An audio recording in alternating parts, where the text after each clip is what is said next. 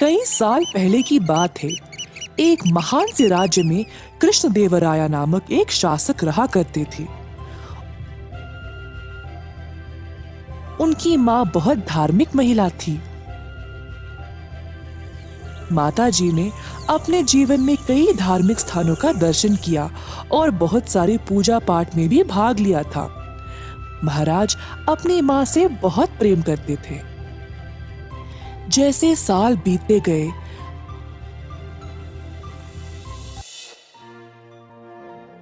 महाराज की माँ बीमार पड़ गई। महाराज ने राज्य के सबसे अच्छे चिकित्सकों को बुलाया, परंतु माँ जी की अब उम्र हो चुकी थी।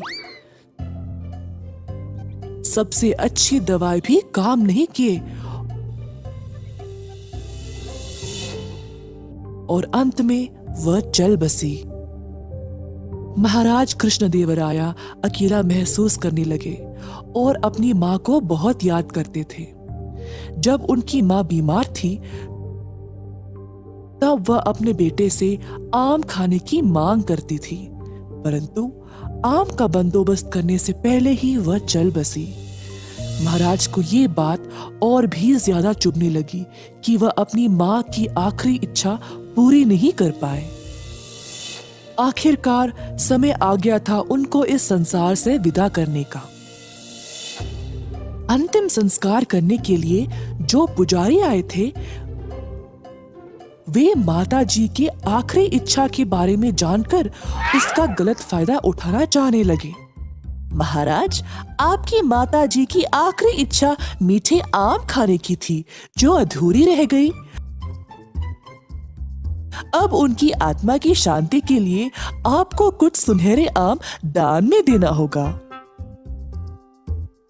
क्योंकि महाराज पहले से निराश थे, उनको लगा कि उन्हें इतना तो करना चाहिए। उनको पुजारियों पर अंधविश्वास था और बात मान ली।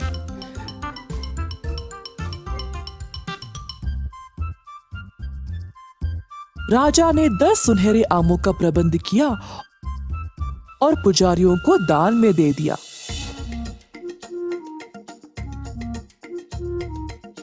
पुजारी बहुत खुश थे कि उनकी दुष्ट योजना काम कर गई। अंतिम संस्कार करके सोने के आम लेकर अपने अपने घर वापस चले गए। हालांकि महाराज के सेवक बुद्धिमान रामदास ने देखा कि क्या हुआ और राजा को दिए गए पुजारियों के तर्क को समझ नहीं पाया। पुजारियों के हाथ में सुनहरे आम कैसे एक मरे हुए इंसान की आत्मा को खुश कर सकता है। उसको पता था कि पुजारियों ने महाराज को बेवकूफ बनाया। रामदास ने उन सबको सबक सिखाना चाहा। कुछ दिनों बाद रामदास ने पुजारियों को अपने घर आमंत्रित किया।